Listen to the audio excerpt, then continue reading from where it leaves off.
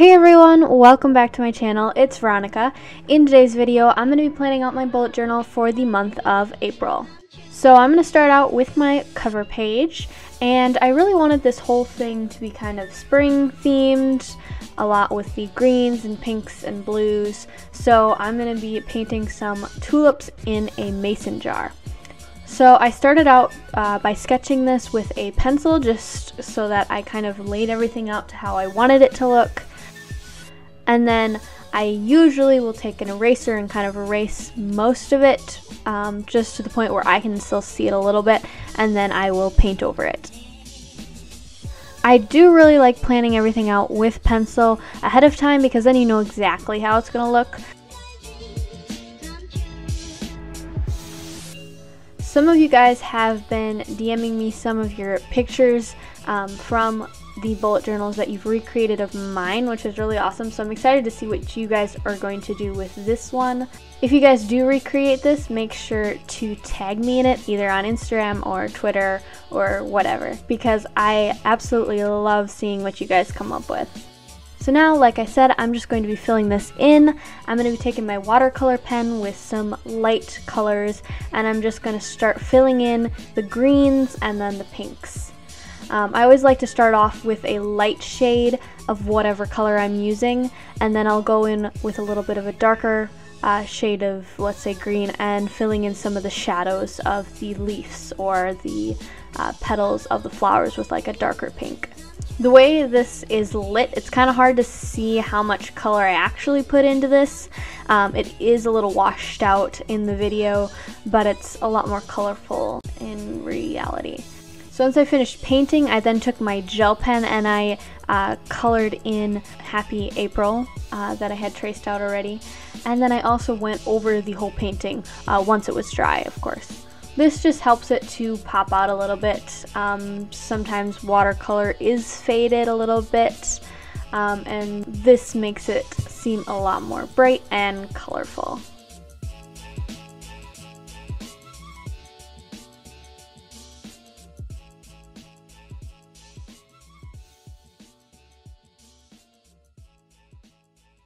So then that's it for my cover page. I really love how this turned out. Normally my paintings don't turn out exactly how I envisioned them, but this did. This is exactly how I wanted it to look, so I was really happy about that. So then moving on to my next page, this is where I'm going to have my monthly habit tracker.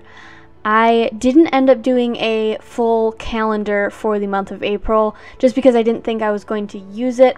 We'll see. If I miss it, then I'll add it in the next month's video. So just to keep it simple though, I just did a habit tracker. So starting out, I just traced again with my pencil. I traced out habit tracker, and then I'm also going to add some little leaf accents on the side. I was really excited when I did this whole setup because it was a lot easier to plan since it is a dotted page. You guys know with my old journals I used to have to make all the little checkbox squares for each day of the month for each task. So since the boxes are all made up in this journal, I didn't have to do any of that. All I really had to do was write numbers at the top of each little column of boxes, number for each day of the month. And then I pretty much just had to write each habit by the other column. You'll see what I mean. And then I took a ruler and I actually sectioned off the box between the numbers and where I was going to fill everything in. Then besides each row of squares, I just wrote the habits I want to try and start doing more of this month. I really have missed the habit tracker part of bullet journaling. I think I used this the most when I used to do this. It really keeps you focused, and it's really nice to see your progress after doing something for so long. So then once I finished with the large portion of the habit tracker, I actually made the whole bottom of this page just for working out. So sometimes I'll go for runs, sometimes I'll do more of like a cardio or dance workout, and then sometimes I'll also lift weights. So I usually only have one spot for workout, but it doesn't actually keep track of all the individual things I'll do. So I wanted to get a little bit more in depth with this, and so that's why I added a spot for running, a spot for yoga, dance, like I said, and then also if I lifted weights at all. And then that wraps up my habit tracker for the month. I do have that extra page on the other side of the habit tracker, and I honestly think I'm just going to fill that with pictures that I take during the month of April. And then moving on to the next page, I'm going to be planning out the first week in April. I know that's probably already passed by the time I've gotten this video up, but you guys can get the general idea for a weekly setup.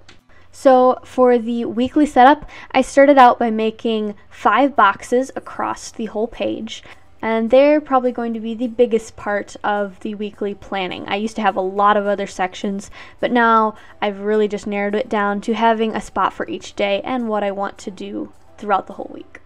So after I made the 5 squares, I then made 2 smaller squares down on the bottom, and those are going to be for Sunday and Saturday. I don't usually try and accomplish as much on the weekends.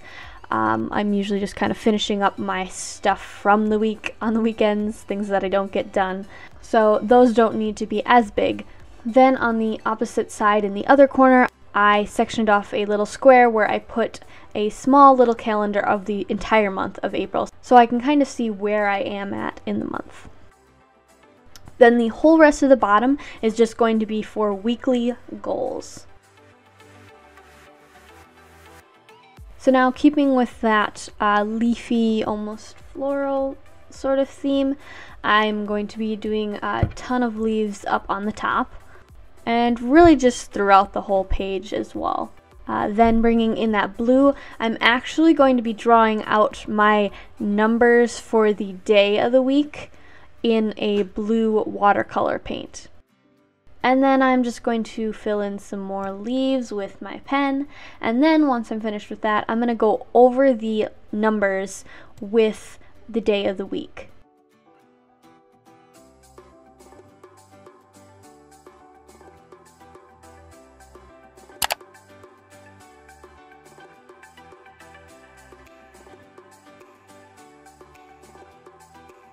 Then I'll add some last minute touches, and then this is really finished. I didn't do too much with it this time, kept it simple, and I will fill it out as the week goes on. Honestly, even though this whole setup is probably the simplest one I've ever done, I do like it the best. I like keeping things simple sometimes, and even though there's not as much included as with my old setup, I feel like this is going to be more functional for me. So that is it for my weekly setup and my habit tracker, and then my page for the month of April.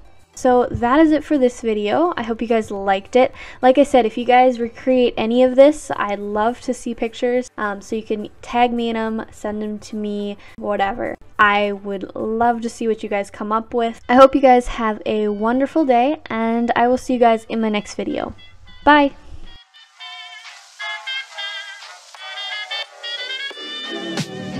I'm flying high, but I've got a feeling I'm falling for nobody else.